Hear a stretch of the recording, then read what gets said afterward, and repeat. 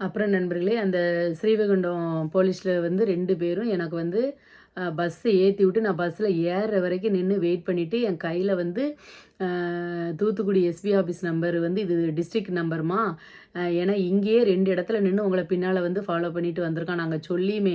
So, அதனால நீங்க இன்னும் அங்கருந்து தருவிக்குளம் வரைக்கும் போகணுங்கீங்க இருட்டுல. அப்ப அந்த இடத்துல ஏதாவது இருந்தா நீங்க 100க்கு கால் பண்ணா கூட எங்கன்னு எந்த ஸ்டேஷன்னு தெரியாம போயிரும். ஸோ, நீங்க நேரா வந்து காவல் கண்காணிப்பு கட்டுப்பாட்டு அறைக்கு நீங்க கால் பண்ணிருங்கன்னு அவங்க என்கிட்ட வந்து நம்பர தந்தாங்க. நம்பர தந்து என்னைய வந்து வழி அனுப்பி விட்டாங்க. அதாவது நான் என்ன சொல்ல வரேன் அப்படின்னா, அவங்க வந்து எந்த பழைய கதையையோ எதையுமே வந்து யாருமே வந்து அங்க பேசல அந்த ஸ்டேஷன்ல. அவங்களுக்கும் தெரியதான் செஞ்சுச்சு. அந்த கூட 3 போலீஸ்ல ஒரு போலீஸ் தம்பிக்கு வந்து இவங்க வந்து யூடியூப்ல வர்றவங்க அப்படின்னு வந்து தெரிஞ்சிச்சு. இவங்க பையன் ஃபுல்லா இவங்க கூட தான் சேர்ந்து வீடியோ போடுவான் வைப்பான்னு அவங்க வந்து அந்த எஸ்ஐ சாருக்கு வந்து சொல்ல தான் செஞ்சாங்க. ஆனாலும் ஸ்கூலுக்கு வேலை செய்யற இடத்துல வந்து நின்னு டிஸ்டர்ப் பண்ற எந்த கதைனாலும் நீ அங்க தான் பார்த்துக்கிடணும். உன் ஃபேமிலிய வச்சு பேசி எதுவும் செய்யி. உனக்கு வந்து ஸ்ட்ரைக் எடுக்கணும், இது பண்ணத வைக்கணும் வாங்கணும்னா அப்படி செய்யி அப்படின்னு வந்து நியாயமா கரெக்ட்டா பேசுனாங்க. ஒரு நேரங்க போய் உனக்கு வார்னிங் பண்ணி விடுறேன். நீ மறுபடியும் அப்படின்னா நான் ஆக்ஷன் எடுத்துருவேன் அப்படின்னு சொல்லி அவனுக்கு வார்னிங் பண்ணி விட்டாங்க. சரியா? அதுக்கப்புறம் நான் இங்க வந்து 7 மணிக்கிட்ட ஆயிட்டு. 7 மணி ஆயிட்டு. அதுக்கப்புறம் நான் வந்து தருவிக்குளம் போனேன். எனக்கு எந்த ஒரு இடையில எந்த டிஸ்டர்பன்ஸும் இல்ல. ஸோ, நான் வீட்டுக்கு வந்து சேர்ந்துட்டேன் சனிக்கிழமை. சரியா? அதுக்கப்புறம் அவங்க வந்து என்ன சொல்லிவிட்டாங்க, நீங்க போயி இந்த மாரி வழிமறிக்கிறனால ஏன்னா மண்டேலருந்து எங்களுக்கு வந்து எப்பவும் வந்து நாங்க வந்து பாதுகாப்பு குடுத்துக்கிட்டு இருக்க முடியாது சிஸ்டர். அதனால நீங்க வந்து ஒரு ஆட்டோவோ, ஒரு காரோ ஏதோ அரேஞ்ச் பண்ணி வாங்க அப்டின்னாங்க. அது நீங்க உங்க இத வந்து பொறுத்துக்கோங்க. பொறுத்து நீங்க எப்படி வருவீங்களோ பார்த்துக்கோங்க அப்படின்னு வந்து அவங்க சொன்னாங்க. அதுக்கப்புறம் இத வந்து தொடர்ந்து நடக்கக்கூடாதுங்கிறதுக்காக வெள்ளிக்கிழமையும், வியாழக்கிழமையும் அங்க வந்து பிரச்சனை பண்ணியிருக்காங்க. நீங்க காவல் நிலையத்தில சொல்லியிருக்கீங்கங்கிறனால இதையும் வந்து நீங்க சொல்லுங்க. எங்கிட்ட அவங்க வந்து கால் பண்ணி கேட்குற பட்சத்தில நாங்க அந்த டீட்டெயில்ஸ் ஏன்னா அவன் வந்தது, கார் ஃபோட்டோ, அப்புறம் கார் நின்னது வீடியோ எல்லாமே எடுத்து வச்சாங்க. ஏன்னா இவங்க ஆதாரம் கேட்டாங்கன்னா குடுப்பாங்க அப்படின்னு சொல்லிட்டு எல்லா டீட்டெயில்ஸுமே அவங்க என்ன பண்ணாங்கன்னா எடுத்து வச்சிருந்தாங்க. எடுத்து வச்சு கேட்கும்போது நாங்க குடுக்கோம் அப்படின்னு சொல்லிட்டாங்க. உடனே நானும் சனிக்கிழமை எனக்கு வீட்டுக்கு வர்றதுக்கு 8:30 மணிக்கு மேல ஆயிட்டு. அப்ப 8:30 மணிக்கு மேல போய் நம்ம காவல் நிலையத்தில கம்ப்ளைண்ட் குடுக்க போனா என்ன சொல்லிருவாங்க அப்டின்னா, 6 மணிக்கு மேல பொம்பளைய வந்து ஸ்டேஷனுக்கு வரக்கூடாது, விசாரிக்கக்கூடாது அப்படின்னு சொல்லுவாங்க. ஆனா, இன்னைக்கு வந்து விசாரிச்சது 8 மணி அளவுல தான் இன்னைக்கு விசாரிச்சிருக்காங்க. 7:30லேருந்து 8 மணி அளவுல தான் இன்னைக்கு விசாரிச்சிருக்காங்க. ஸோ வந்து நான் என்ன பண்ணேன் அப்டின்னா, இன்னைக்கு ஒரு 12:30 மணி இருக்கும். இன்னைக்கு ஞாயிற்றுக்கிழமை. நான் கம்ப்ளைண்ட் எழுதி அதிலேருந்தே எழுதினேன். இந்த மாதிரி ஸ்ட்ரைக்கு குடுத்துட்டேன் அப்படின்னு சொல்லிட்டு அதை எடுக்கிறதுக்காக எனக்கு வந்து 2, 3 நாளா வந்து Instagramலயும், WhatsAppலயும் மெசேஜ் ப்ளஸ் கால் எல்லாமே போட்டு என்னைய வந்து டார்ச்சர் பண்ணிட்டே இருந்தான்.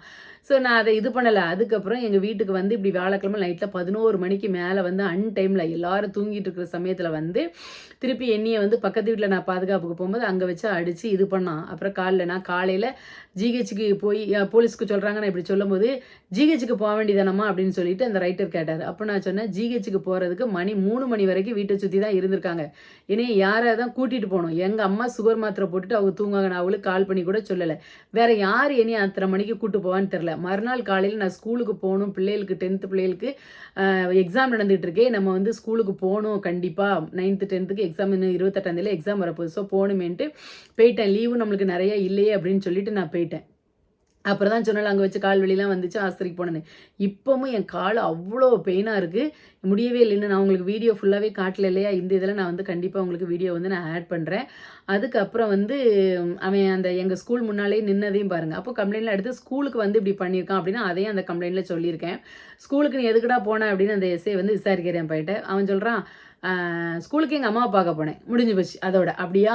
அப்போ நான் என்ன சொல்றேன், ஸ்ரீவைகுண்டம் போலீஸ்ட்ட கேளுங்க. அவன் என்ன பண்ணான்? எங்க ஹெச்எம் நம்பர்னாலும் தாரேன்.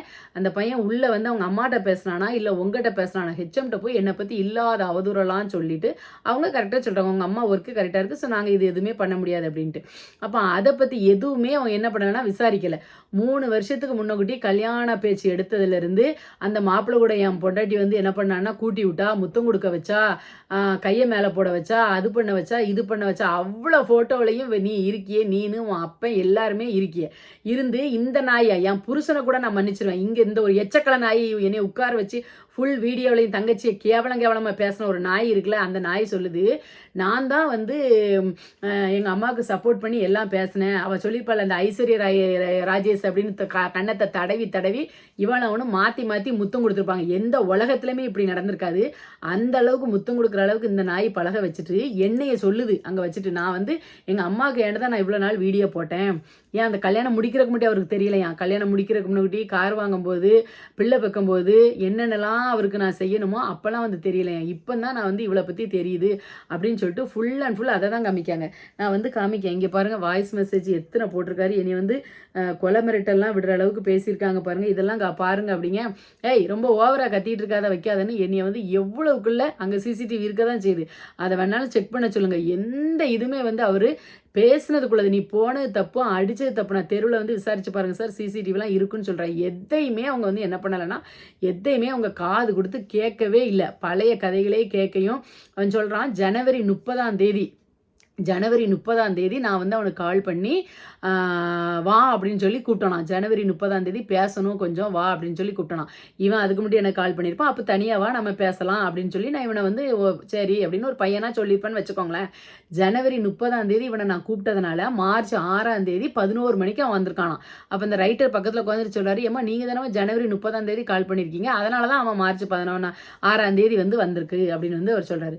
அப்புறம் அந்த ரைட்டர் இன்னொன்று சொன்னார். அப்போ நான் சொன்னேன், சார் அப்போ எனக்கு ஏதாவது ஆச்சு, இவன் இப்படி அங்கேயும் வந்து என்னை காரை வச்சு வழிமறிக்கிற மாதிரி இது பண்ணியிருக்கான். அங்கே மெசேஜ்லையும் சொல்கிறான் 5 மணிக்கு மேலே உன்னை என்ன செய்கிறேன் பாருன்னு என்னைய வந்து சொல்லியிருக்கான். அதுக்கப்புறம் வாய்ஸ் மெசேஜ்லையும் என் புருஷன் வந்து உன்னைய வந்து 1 வாரம் தான் உனக்கு டைம், அந்த 1 வாரத்துக்குள்ளே நீ ஸ்ட்ரைக் எடுக்கலன்னா உனக்கு என்ன செய்வேன்னு பாருன்னு அவ்வளோ வாய்ஸ் மெசேஜ் எல்லாத்தையும் காட்டியிருக்கு. அப்போ அவர் சொல்கிறாரு, அப்போ எனக்கு ஏதாவது உயிர் காயிட்டுனா என்ன செய்யறது அப்படின்னு சொல்கிறேன். அதுக்கு அந்த ரைட்டர் வந்து சொல்கிறாரு, செத்துட்டீங்கன்னா நாங்கள் என்ன பண்ணுவோம்னா போஸ்ட்மார்ட்டம் பண்ணுவோம் அப்படின்னு வந்து சொல்கிறாரு. எவ்வளோ ஒரு அசால்ட்டான ஒரு பதில். செத்துட்டா போஸ்ட்மார்ட்டம் பண்ணுவோம், அப்போ உயிரும் கிடக்கக்கூடாது. ஏன்னா உயிர் கிடந்தாலும் எடுத்துகிட்டு போய் ஹாஸ்பிட்டல் அட்மிட் பண்ணணும், மரணமாக்குவோம் எல்லாமே கேட்கணும்ல. உடனே இது பண்ணுறவங்க செத்து போயிடணும். ஒரு தனி மனுஷியாக இருந்து இந்த பொம்பளை எவ்வளோக்குள்ள போராடுது. பிள்ளையில ஒரு வார்த்தை, சரி உனக்கு கல்யாணம் உங்கள் அம்மா அப்பா பிரிஞ்சிருந்துருக்காங்களடா, 20 வயசில் ஏன்டா நீ கல்யாணம் முடிச்ச, உனக்கு கல்யாணம் எல்லாம் பண்ணி வச்சது யாரு? 2 சைடு விசாரிக்கணும்னா எல்லாத்தையும் பழைய கதையை. இப்போ நம்ம பழைய கதைக்கே போகல. பழைய கதை மேட்டர்லாம் தூத்துக்குடியில் உள்ள எல்லா ஸ்டேஷன்லையும் முடிஞ்சு வீட்டை விட்டு நம்மளை அடிச்சும் பற்றி எல்லாமே முடிஞ்சு போச்சு. எல்லாமே முடிஞ்சு கோர்ட்டு வரைக்கும் போய் நம்ம கோர்ட்லேயும் ஆர்டர் வாங்கி வச்சிட்டோம். அப்போ நான் அதையும் சொல்கிறேன் சார், கோர்ட் ஆர்டர் மதிக்கல, எல்லாமே பண்ணல, அடுத்தடுத்து நான் பண்ணிகிட்டு இருக்கேன். எனக்கு வந்து எதுவுமே சொல்ல முடியலன்னா இவங்க பண்ணுற கொடுமைகளை நான் இதில் தான் சொல்ல வேண்டியிருக்கேன். அதான் நான் பண்ணிகிட்டு இருக்கேன். வேறு எதுவும் பேசலைன்னா என் பொண்டாட்டியை பற்றி நான் அது இதுன்னு பேசலாம். நீங்களே மனசாட்சியை தொட்டு சொல்லுங்கள், நான் எதுலையாவது நான் அப்படி வந்து சொல்லியிருக்கேனா? எல்லாமே மாற்றி மாற்றி சொல்கிறான். அவ்வளோதையும் என்னைய பேசவே விடாமல் தனியாக போயிருக்கேன்னு நான் யாரையும் அட்வொகேட்டையும் கூட்டு போக முடியும், யாரையும் இது பண்ண மாட்டேன்.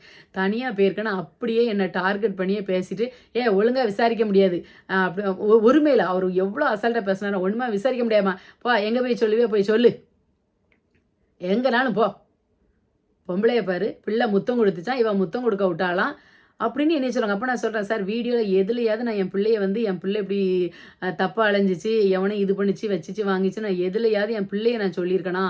என்னைய தான் அவள் வந்து பிகைன் வுட்ஸில் கலாட்டால எல்லா இடத்துலையும் போய் அவள் என்னையை கேவலப்படுத்தியிருப்பா. அதே மாதிரி இவர் டெய்லி ஒரு 10ஆம் கிளாஸ் மாணவன் கூட நான் வந்து தப்பான உறவில் இருக்கேன்லாம் என்னை வந்து பேசியிருப்பார் சார்.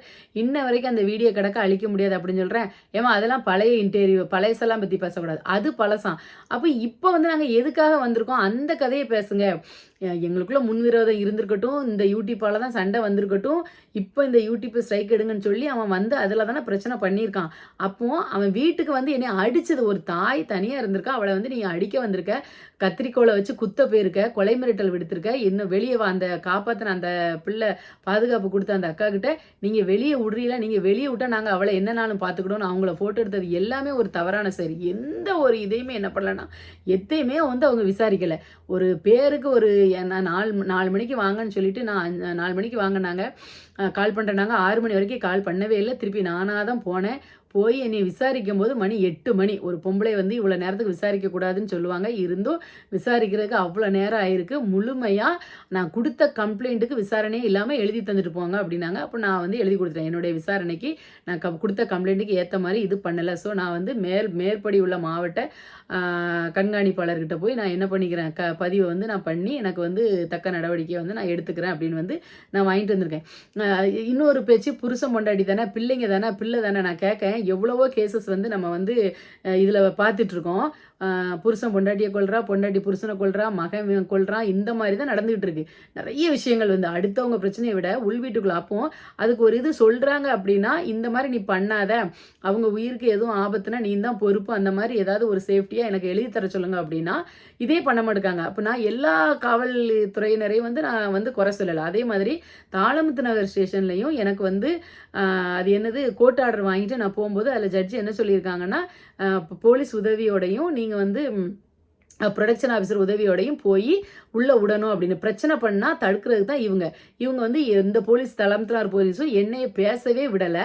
நான் சும்மாவே தான் நின்றுருக்கேன். அன்னைக்கு என்னென்னா கோர்ட்டில் கேட்டாங்க வீடியோ எடுத்திருக்கீங்களான்னு. ஏன்னா அவங்க விடலைன்னு ப்ரூஃப் காட்டணும்ல. இது வீடியோவும் எடுக்க விடலை, இதுவும் எடுக்க விடலை. சரியா, எடுக்க விடாமல் நின்றுருக்காங்க. அதே மாதிரி நான் உள்ளே போக ட்ரை பண்ணுறேன் அப்படின்னு சொல்கிறேன், ட்ரையும் பண்ண விடலை. சும்மா வந்து நின்றுருக்காங்க. இது என்ன ப்ரொடக்ஷன்? நான் வந்து வீட்டுக்குள்ளே போகணும், அவங்க அத்துமீறி என்னை அடிக்க வந்தால் இவங்க பாதுகாப்பு கொடுக்கணும். அதுதான் அந்த ப்ரொடக்ஷனோட ஆர்டர். அவங்களும் எதுவுமே பண்ணல. சில இடங்கள்ல இந்த மாதிரி தான் இருந்துகிட்டு இருக்கு நியாயம் தான். அப்போ நான் தனியாக ஒரு பெண்மணியாக வந்து நான் குடும்பத்தை கட்டி காத்தி இவ்வளோக்குள்ள வளர்த்தோம். இந்த மீடியாவில் தான் வந்து நாசமாக போனது ஒரு கரை இருந்தாலும் அதை வச்சு கண்டினியூஸாக பிரச்சனைகள் வந்துகிட்டு இருக்கு. அப்படிங்கும்போது எனக்கு வந்து பாதுகாப்பு இல்லாட்டாலும் இந்த பாதுகாப்பு எனக்கு டெய்லி கொடுத்துட்டு இருக்க முடியாது. நான் என்ன பெரிய இவளா எனக்கு பாதுகாப்பு கொடுக்க இல்லை. அப்போ எனக்கு இப்படி இவங்களால நேருது.